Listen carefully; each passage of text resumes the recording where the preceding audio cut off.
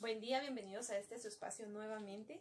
El día de hoy vamos a hablar de un tema de suma importancia, el cual corresponde a geología. Muy bien, ¿qué es la geología? La geología es la ciencia encargada de estudiar la estructura interna como externa de la Tierra.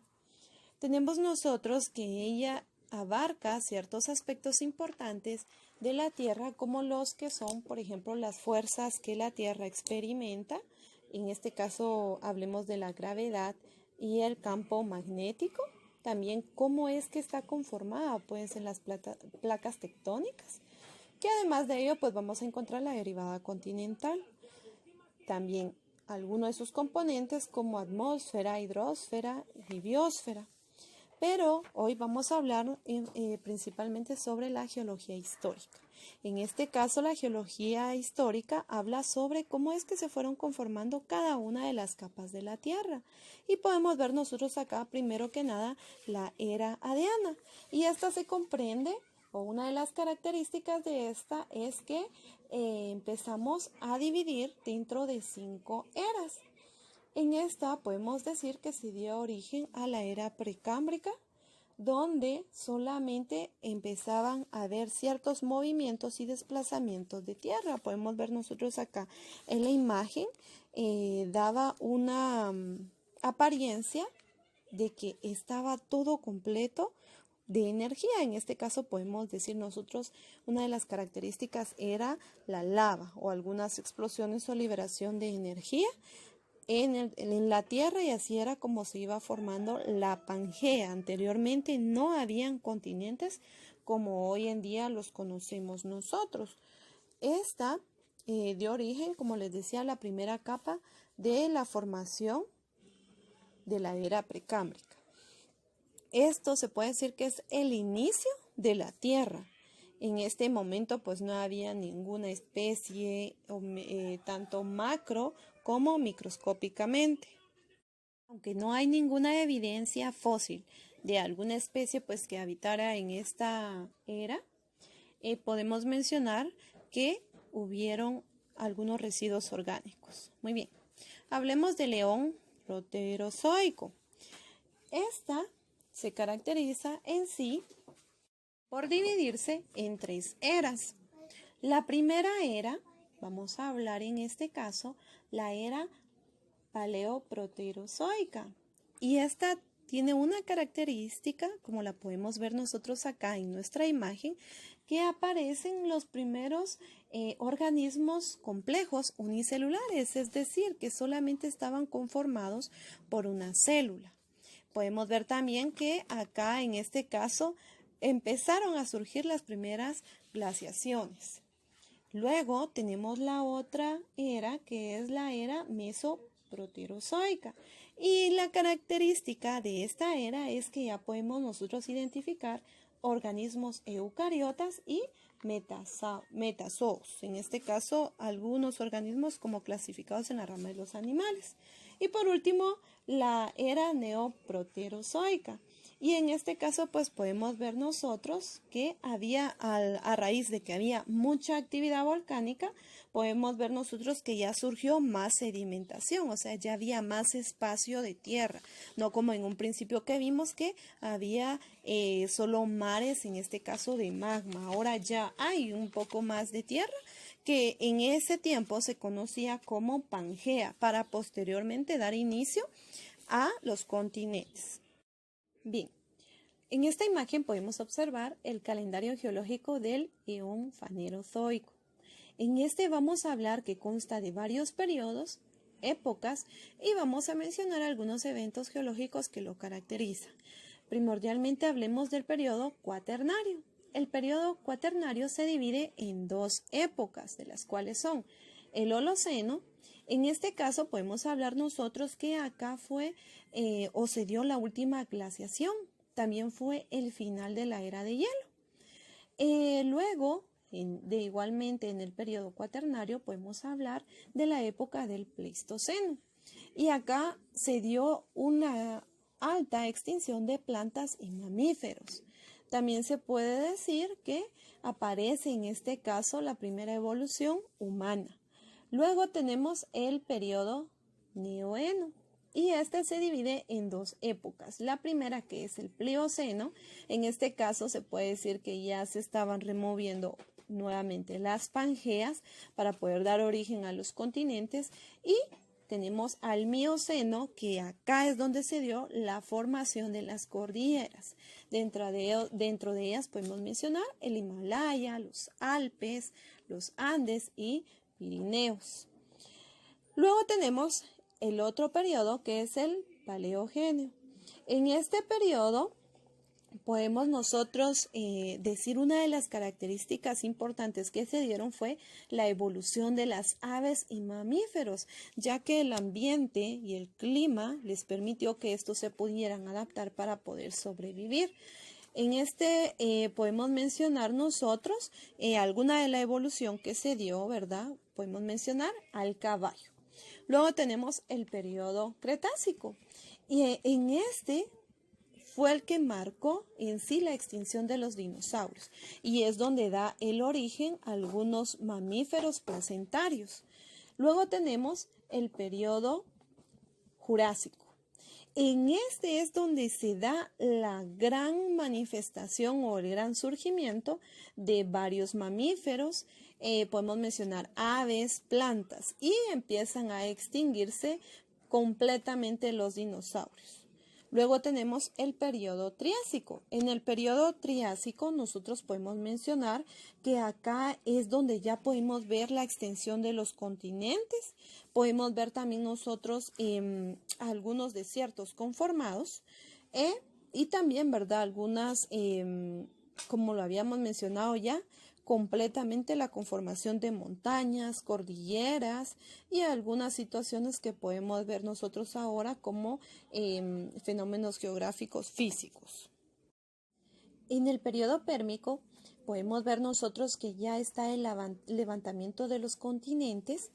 Se puede decir que ya están conformados en su 95% y se da en este caso la mayoría de extinción de animales antiguos. Algunos que todavía andaban ahí vivitos se empiezan a desaparecer y podemos ver que empieza la reducción de los licopodios y empiezan a surgir algunos reptiles, en este caso con características mamíferos y algunos insectos que han ido adaptándose y evolucionando. También tenemos el periodo carbonífero y este se divide en dos épocas, que es el pensilvánico y el misisípico. En el pensilvánico, en este podemos decir que aparecen los primeros reptiles y hay ya una gran vegetación, en este caso de helechos, licopodios y plantas gimnospermas.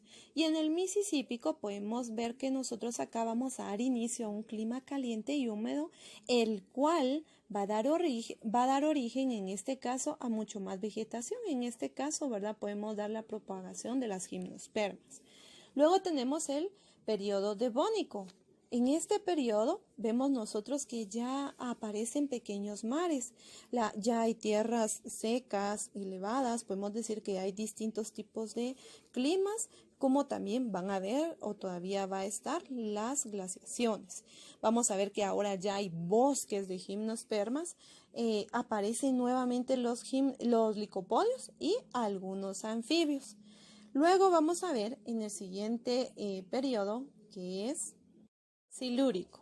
A partir de las pequeñas formaciones de mares que vimos en el periodo anterior, pues vamos a ver que ahora ya se conformaron grandes mares continentales y esto da origen a algunas especies marinas, en este caso algunas especies de arácnidos marinos. Vamos a ver también que ya aparecen los primeros insectos sin alas y van a aparecer los peces en los mares que ya están conformados. Luego tenemos al periodo Ordovícico. En este podemos ver nosotros que hay ciertos hundimientos de tierra, van a haber climas cálidos e incluso en algunas situaciones en el clima ártico. Ya hay vegetación terrestre, vamos a ver nosotros también que aparecen los primeros peces de agua dulce. También de esto vamos a ver que hay una abundancia de invertebrados. Dentro de ellos podemos mencionar nosotros a los corales y a los trilobites. Y por último tenemos al periodo cámbrico, que este está en sí caracterizado por terrenos bajos y climas templados. Vamos a ver que en este periodo hay algunas algas marinas. Muy bien, pasemos entonces ahora a la estructura interna de la Tierra. Como podemos ver nosotros acá en la imagen, tenemos 3 estructuras. Inicialmente vamos a hablar de la corteza. La corteza de la Tierra podemos decir que está conformada por algunos elementos químicos de los cuales podemos mencionar al silicio y al aluminio. Podemos ver nosotros que esta va a tener aproximadamente, según el lugar donde nosotros estemos ubicados de la Tierra, una profundidad mayor a 70 kilómetros. Eso quiere decir que desde la primera capa, o sea, desde donde nosotros estamos pisando tierra, hasta abajo va a haber aproximadamente 70 kilómetros. Luego podemos ver en nuestra imagen que se divide también en manto. En este caso, podemos decir que está el manto superior y el manto inferior. Y podemos ver según la cantidad de kilómetros que estos van a tener de profundidad. Puede llegar a ser hasta 2.900 kilómetros de profundidad. Y esta va a estar formada por silicatos ricos en hierro y magnesio, que son los que le van a dar en sí su característica sólida. Y vamos a ver pues que en este caso, ya llegando al manto inferior, ya la temperatura va a estar un poquito más elevada. Luego encontramos al núcleo. En este caso podemos ver nosotros que la imagen nos señala y este va a tener una profundidad aproximadamente, en este caso podemos ver de 2.900 hasta 6.000 kilómetros en este caso de profundidad. Y vamos a ver que este va a tener una composición química de hierro y de níquel. La temperatura de esta puede llegar hasta 600 grados centígrados por las presiones que hay de calor. Y esto es lo que nos va a ayudar a nosotros, que vamos a ver más adelante, sobre la atracción. Luego veamos acá, vamos a tener acá en nuestra imagen 3 componentes, de los cuales al momento de unificarlos van a formar la biosfera. ¿Y cuáles son los componentes que estamos hablando? Estamos hablando en este caso de la litosfera, que está conformada por toda la cobertura terrestre. Luego tenemos la hidrosfera, que esta está conformada por todos los depósitos de aguas marinas, continentales y atmosféricas que vamos a tener. Y luego tenemos la atmósfera, que esta está compuesta por la capa gaseosa, o sea, por todo lo que vamos a ver nosotros, desde las nubes, las galaxias y así sucesivamente. Cuando unimos nosotros estos 3 factores, vamos a dar origen a la biosfera. Muy bien, hablemos ahora entonces sobre, en este caso, la fuerza gravitacional que va a tener nuestro planeta Tierra. Muy bien, como podemos observar en las imágenes, las flechas están señalando hacia el centro. ¿Qué quiere decir eso? Que la gravedad es la fuerza en sí fundamental de la naturaleza que va a mantener a todo sobre la Tierra, o sea, todos los seres vivos y todo lo que habitamos en ella. Y generalmente es atraído hacia su centro. También hablemos sobre, en este caso, la fuerza electromagnética. Esta fuerza en sí es la fuerza de atracción que van a tener según los polos. En este caso, como podemos ver nosotros la imagen, cada una de estas líneas curvas son, acá dice, las líneas de campo, o sea, la atracción magnética que se tiene hacia el centro de la Tierra. Y vamos a observar nosotros acá en esta imagen un resumen de ellas, pero principalmente enfoquémonos en la fuerza nuclear, y esta se va a dividir en 2, que es la fuerza nuclear fuerte, que es la que va a mantener unido al núcleo atómico, y tenemos la fuerza nuclear débil. En esta vamos a aprovechar cuando hay alguna radioactividad y va a haber alguna separación de electrones o compartimiento. Tenemos la fuerza electromagnética, que hablamos de ella, que es la partícula de intercambio, en este caso de energía, y la fuerza gravitatoria, que es la que va a traer todo hacia el núcleo de la Tierra. Y así podemos resumir nosotros en esta imagen las 4 fuerzas fundamentales de la naturaleza de la Tierra. Muy bien, hemos llegado entonces a nuestra parte, en este caso de trabajo, vamos a ejercitar nuestra mente en la página 164, en la cual vamos a resolver o vamos a completar algunos eventos geológicos según los eones que nos estén preguntando acá. Y en la actividad número 2 vamos a unir con un color, el color que usted quiera, según el periodo o el eón o el tema que corresponde. Y vamos a completar en la número 3 la jerarquía de algunas divisiones geológicas, y en la parte de abajo vamos a escribir una opinión sobre la evolución.